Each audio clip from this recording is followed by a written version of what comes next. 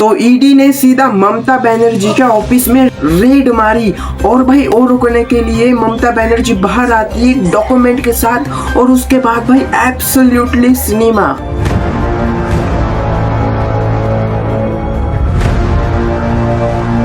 The naughty home minister.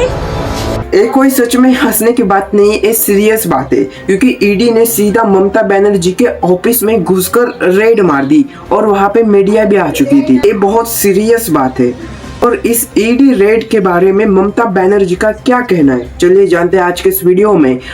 And guys अब तक अभी 2 बज रहे हैं, अब तक ईडी रेड वहां पे चालू है। जी हाँ दोस्तों, और ईडी की वर्थ के बारे में बात करते हैं तो ईडी की वर्थ है 152 करोड़। जी हाँ, ये बहुत बड़ा आंकड़ा है। 2020 के अंदर सीबीआई में एक केस दर्ज हो चुका एंड वो केस था इनलीगल तरीके से कोल बेचना। जी हाँ, 2020 में इनलीगल तरीके से कोल बेचा जा रहा है।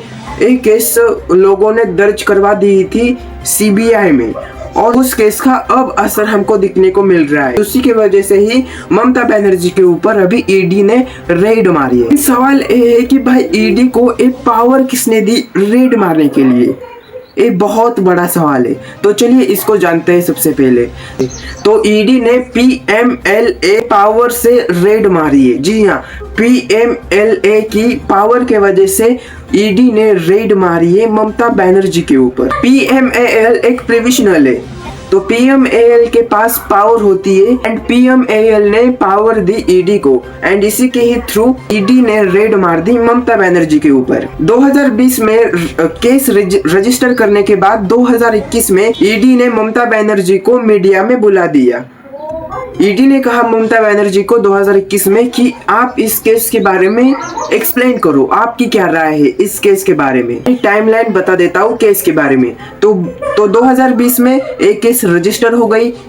2020 और 21 के अराउंड ममता बनर्जी के ऊपर एफआईआर दर्ज हो गया। 2021 में ईडी इस केस में इन्वॉल्व हो गई। ममता बनर्जी को इस केस के बारे में मीडिया ने सवाल पूछे 2021 में। 2022 के अंदर ईडी ने उस एरिया के आईपीएस ऑफिसर को सब चीज बता दी। 2025 में भी ईडी ने कुछ एरिया के ऊपर छापा मार दिया था और अब 2026 में ईडी ने तो भाई ममता बनर्जी के ऑफिस में ही छापा मार दिया। ईडी ने एक और बात बता दी। ईडी ने कहा कि जो पैसा डोनेट हो रहा था वो पैसा पॉलिटिकल वालों को मिल रहा था। जो लोग डोनेट कर रहे थे उन लोगों का जो पैसा है वो पॉलिटिशियन लोगों को मिल रहा था। ये थी वन साइड की स्टोरी, लेकिन दूसरी साइड की स्टोरी अब सुनो। 8 जनवरी 2026 को ईडी ने ममता बनर्जी के ऑफिस के अंदर रेड मारी और अब तक वो रेड चालू है। तो ईडी ने 8 जनवरी को सीधा आईपैक ऑफिस के अंदर ही रेड मार दी।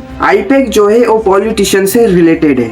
दूसरी रेड मारी प्रतीक जैन के ऊपर। अब प्रतीक जैन कौन है? प्रतीक जैन आईपैक के हेड है। और भाई ममता बनर्जी को खबर पता चली कि भाई प्रतीक जैन के घर में और आईपैक ऑफिस में रेड मारी है। तो भाई ममता बनर्जी फटाफट आई प्रतीक जैन के घर।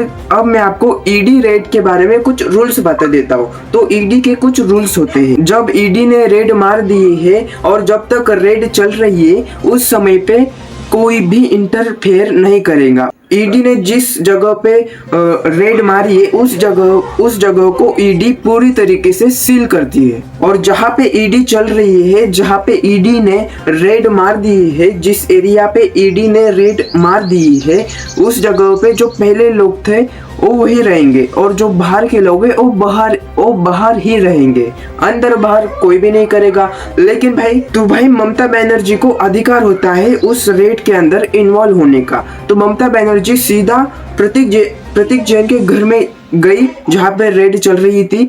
तो ममता बनर्जी ने प्रतीक जैन का लैपटॉप उठा दिया और सारे डॉक्यूमेंट्स उठा लिए और बाहर आई। और बाद में ममता बनर्जी अपने बयान में कहती है, Like all of our party hard disk, the candidate list, the party strategy, the party plan. Is it the duty of the ED?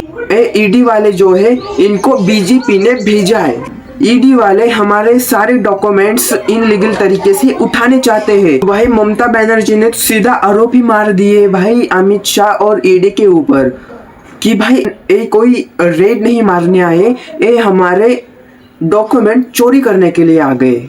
The nasty home minister, the naughty home minister who cannot protect the country, taking away all my party documents. एक और चीज कहती है कि अमित शाह और सब BJP वाली naughty है। ममता बनर्जी ने सारे डॉक्यूमेंट्स उठा ले अपनी गाड़ी में डाल दिए और वहां से रवाना हो गई। गाइस, आप क्या कहना है इस सारे मामले के ऊपर एक बार कमेंट करके बता देना। ऐसे वीडियोस के लिए लाइक शेयर सब्सक्राइब कमेंट।